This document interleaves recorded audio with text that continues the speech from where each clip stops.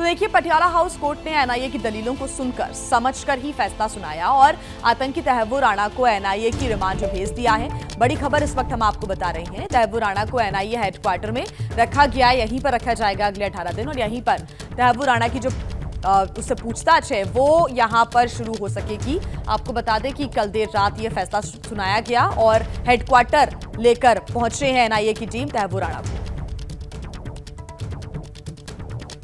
देखिए, तहव्वुर राणा के तौर पर भारत के हाथ 26/11 के हमले की सबसे अहम कड़ी हाथ आई है और हमले में पाकिस्तान का हाथ था। आतंकी पाकिस्तान से आए थे, कराची से समंदर के रास्ते नाव से मुंबई तक पहुंचे थे, लेकिन पाकिस्तान न पहले मानने को तैयार था, ना वो अब मानने को तैयार है कि 26/11 का हमला स्टेट स्पॉन्सर्ड था और लश्कर तैयबा के आतंकियों के साथ मिलकर पाकिस्तान की आर्मी और पाकिस्तान की खुफिया एजेंसी आईएसआई ने ही अंजाम दिया था। ना ही पाकिस्तान ये कबूल करता है कि उसकी सरकार भी मुंबई पर आतंकी हमले की इस साजिश का हिस्सा थी और इसलिए तहव्वुर राणा से पूछताछ बहुत जरूरी होती है। अब देखिए वो कौन से सवाल हैं जो तहव्वुर राणा से पूछे जाने हैं। 26/11 के हमले की साजिश की शुरुआत आखिर कब से हुई, ये सवाल, साथ ही सवाल ये भी कि हमले में आईएसआई का रोल क्या था, उसका हैंडलर आखिर कौन था, हमले में पाकिस्तान सरकार और आर्मी से कौन था, क्या भूमिका थी उनकी, हाफिज लखवी के अलावा और कौन था मास्टरमाइंड।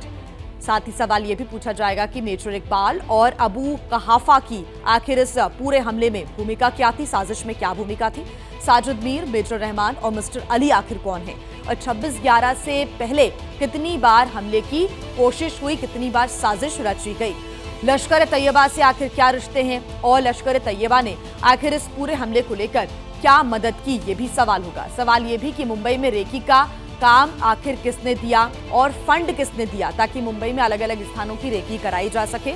साथ ही सवाल यह भी पूछा जाएगा कि मुंबई के अलावा और कहां-कहां पर हमले की प्लानिंग थी। तो देखिए, लगातार कई सवाल हैं जो कि उठ रहे थे और अब एनआईए की टीम हेडक्वार्टर लेकर पहुंच चुकी। तहव्वुर राणा को 18 दिन की रिमांड पर कोर्ट ने भेज दिया है। ये तमाम सवाल हैं जो कि तहव्वुर राणा से पूछे जाएंगे और इन तमाम सवालों के जवाब जल्द मिलेंगे, ऐसी उम्मीद है। हमारे संवाददाता मनोज वर्मा हमारे साथ जुड़ गए हैं ज्यादा जानकारी के साथ।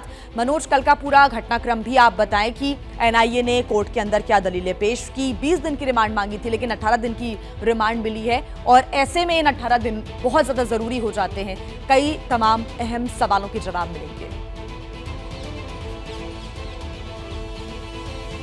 जी बिल्कुल, देखिए आपको बताना चाहूँगा कि पालम टेक्निकल एयरपोर्ट पर पहुंचने के बाद सबसे पहले एनआईए की टीम ने तहव्वुर राणा को गिरफ्तार किया और उसके बाद वहीं पर उसका मेडिकल चेकअप किया गया। इसके बाद तमाम जो प्रक्रियाएं थी, तमाम जो ज़रूरी दस्तावेज कंप्लीट करने थे वो कंप्लीट किए गए और तहव्वुर राणा को फिर अदालत में पेश किया गया।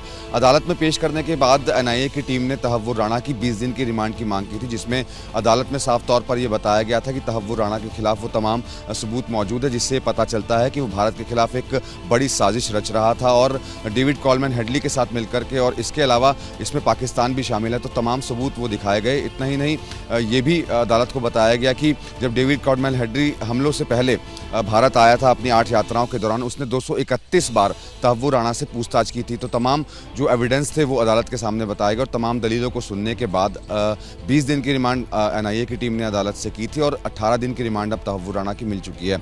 इस वक्त तहव्वुर राणा एनआईए हेडक्वार्टर के अंदर हाई सिक्योरिटी सेल के अंदर मौजूद है।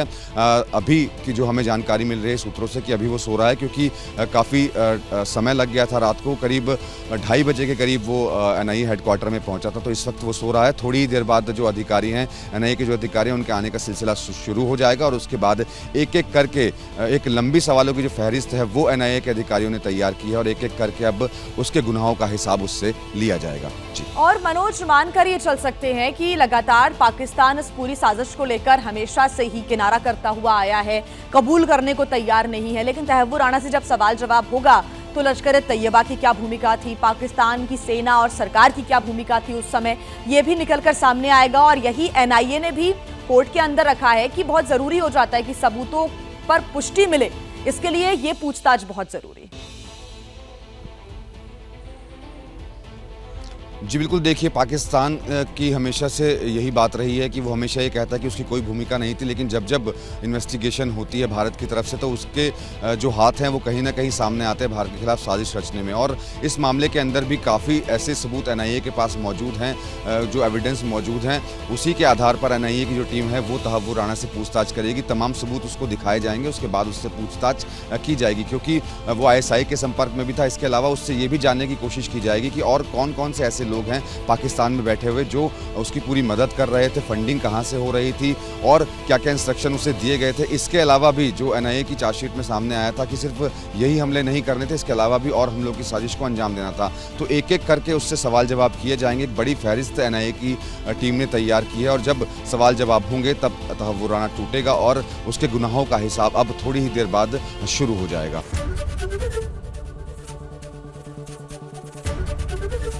एबीपी गंगा, खबर आपकी, जुबान आपकी।